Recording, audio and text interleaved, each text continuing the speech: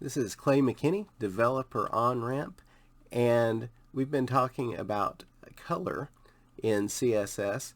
And one of my friends on Twitter, BasirJD, he's a programming teacher, teaches JavaScript, and I follow him on Twitter. I'm not logged in right now, see, but I follow him on Twitter, and he made this neat game about testing your skills at guessing a hex number for a color. So I thought that would be a really great review, and it would be fun to play, and I could see see how I do at it, and you can follow along and you can go play too. So I'm at twitter.com/BasirJD, and I just found this this thing here. It's a code pen, which is a place where you can write code and put it up there and people can play with it. But they won't mess up yours. They'll make their own. Okay, so codepen.io/Basir/pen, and then there's a code on the end.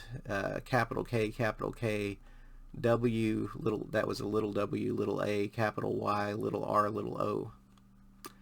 And here's the code that he wrote, but we're going to play the game. Okay. Alright, so it says FF00FF. So that's all the red, no green, all the blue. Red and blue make purple, so that should be like pure magenta. And I believe that would be it. You won. It only took one try. Okay. Oh, that's fun. It changed the whole background to magenta. Alright. Okay. Let's see. FF4000. So that's all the red, a little bit of green, and no blue. So red and green make yellow, but it's a lot more red than yellow. I'm going to guess this one. This one looks like it just has a little bit of a yellow tinge to it. Alright. Yeah, okay. Looks like I won again. So it's fun, and it's a good way to test yourself.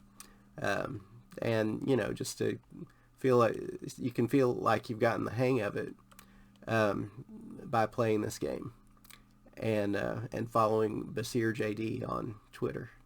All right, so 400040. Okay, so a little bit of red. It's not very bright. The same amount of blue, and it's not very bright. No green. So red and blue make purple, and it's very dark. Boink. Good times. So thank you, BasirJD, and I would like for you guys watching this to look up this game and go play with it for a while. Now that you've learned how to do hexadecimal color, you can have fun playing with it. All right, thank you.